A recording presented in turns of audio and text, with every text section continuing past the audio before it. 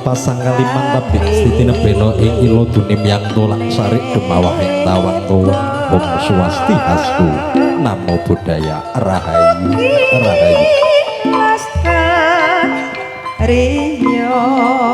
kapurwakan assalamualaikum warahmatullahi wabarakatuh.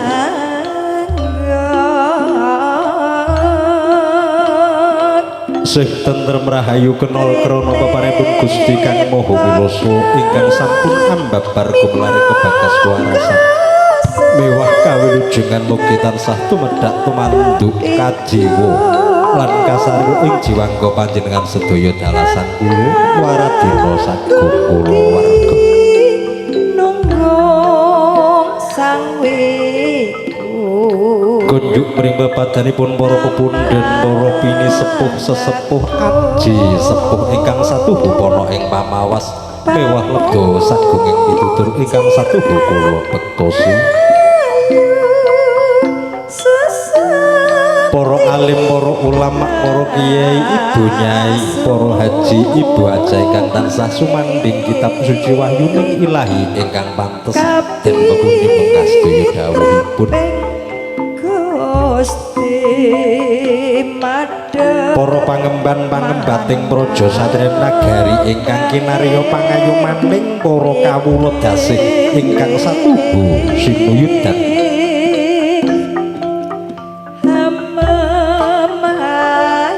mirunggan kunjuk pepundhen kula Bapa Parlin Ibu Tajem ing lalat dan dukuh Tanggung Rejo Kademangan Karangpatian Kecamatan Balong Kabupaten Ponorogo ingkang rinengga bagya mulya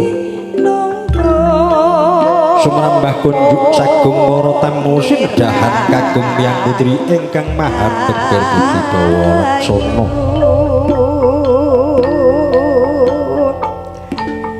muji syukur lan ngaturaken panuwun gung wonten ngarsanipun Gusti Tat kang merweng tat nenggih Allah Subhanahu wa taala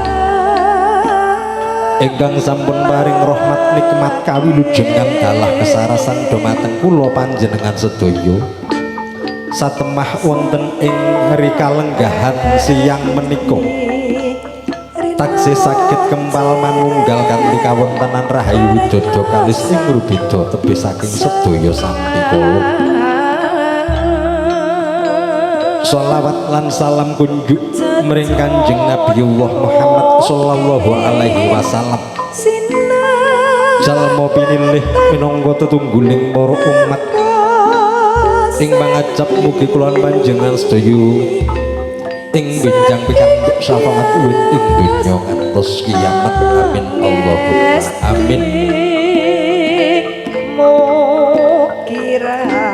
tadah wadono tinebina saluring sesenduwun dene kula kumawantun marcuwan wonten ngarsa panjenengan sedaya kanthi hanilar tata krami mewah subasita kader nganggen kula pinitaya saking para kadang mulya laras manunggal ingkang dipun pangrasani pepundhen kula Bapa Eko Mulyadi Demang Patian minangkani dawuh tinimbalan pepundhen kula Bapa Parlin Ibu Tajem wonten ing ari kalenggahan menika panjenenganipun sampun kepareng netepi darmaning werda kanthi hangregep sekar cepaka mulya sekar adi kalpataru dewa taru jaya taru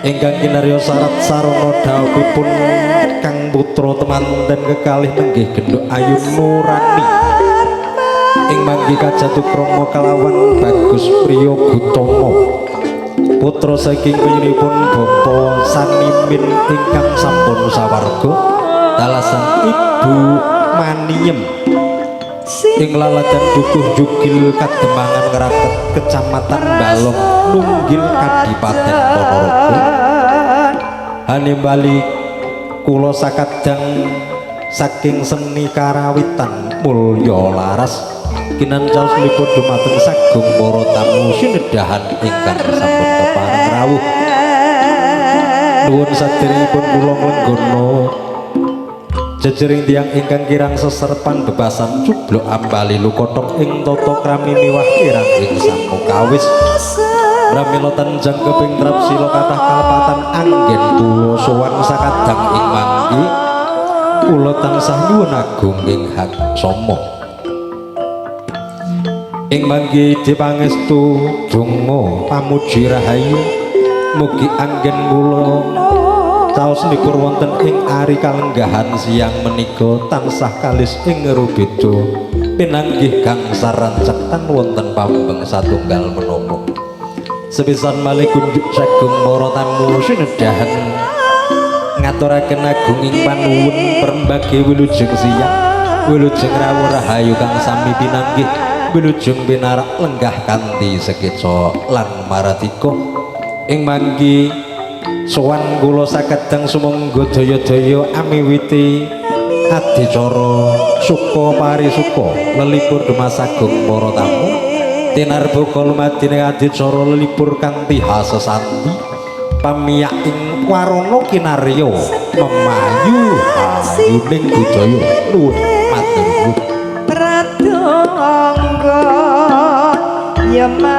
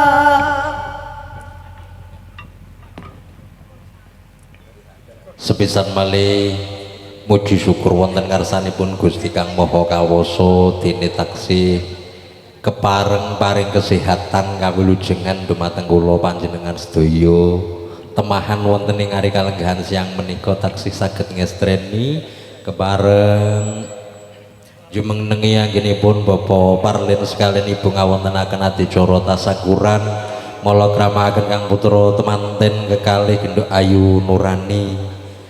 Alhamdulillahirabbil alamin wis nglitir ya.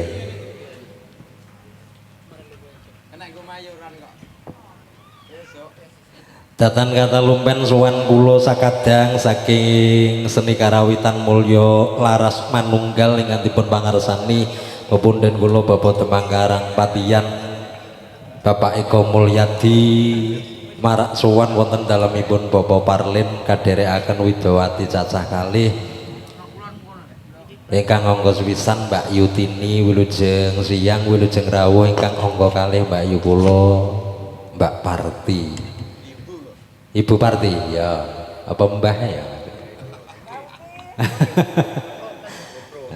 saderengipun wilujeng siang Mbak Yu Tini siang ugi Kakang Mas Jaryanto. Alhamdulillahirabbil alamin. Marak sowan wonten dalemipun Bapak Parlin, Ibu Tajem ing Laladan Tanggung Rejo ya Yu. Nggih, sembah nuwun sangat. Dados kehormatan kagem kula Mas Jaryanto, Pak MC.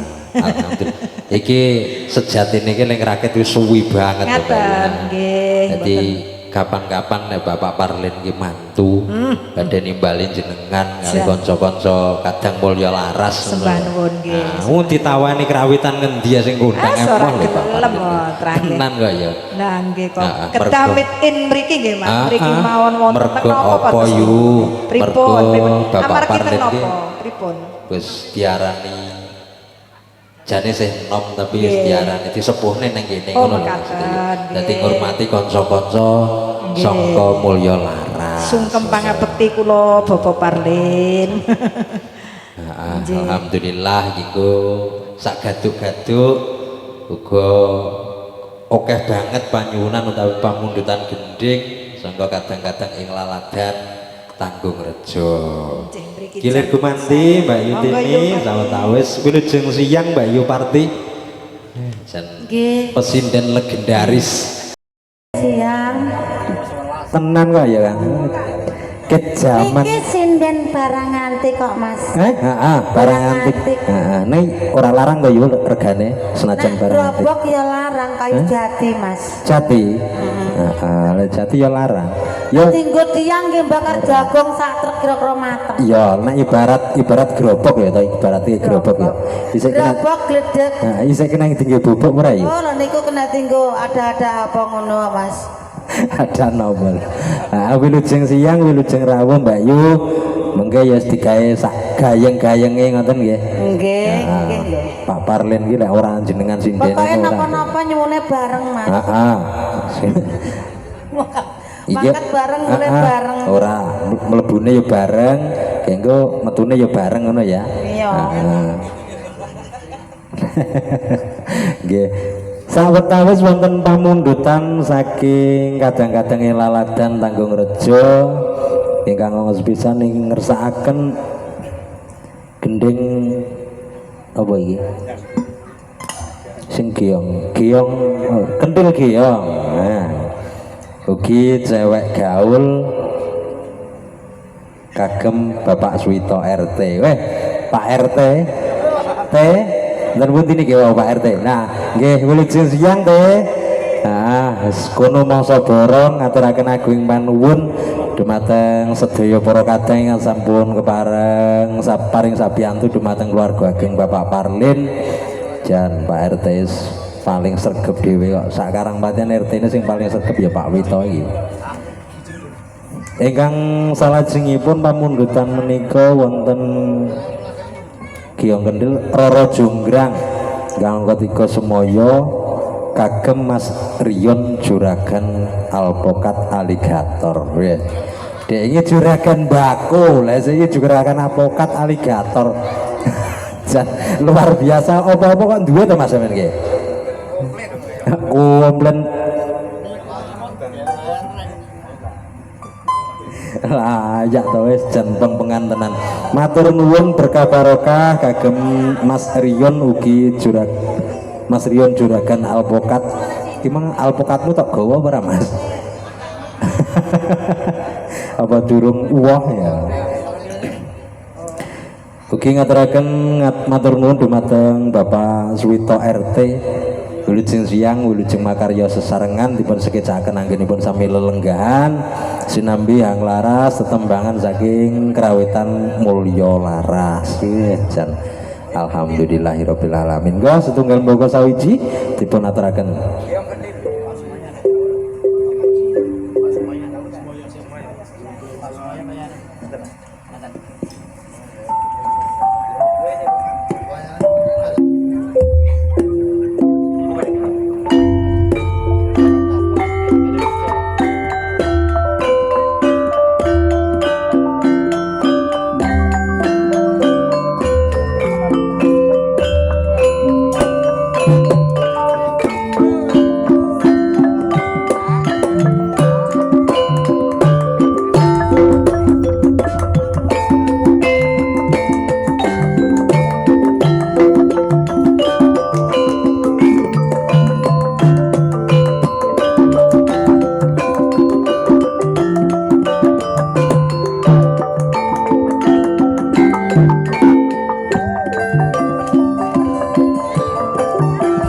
Kami besok kapan susu montanca semoyo kudu rong-rodo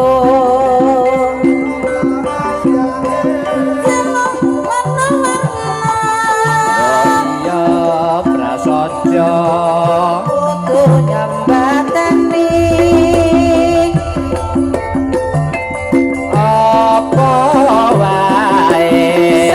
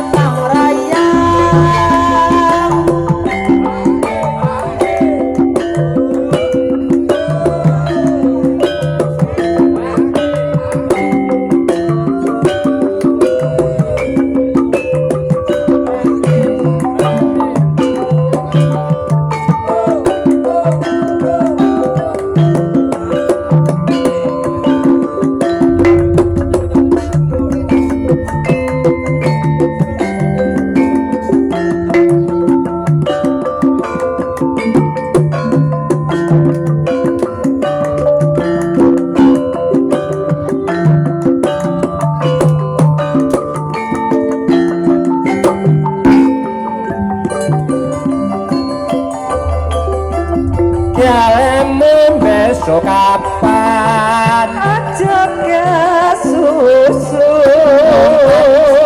moyo jenengku durung rujuk kalau apa ayae aja warna-warna prasaja bisa nyembatani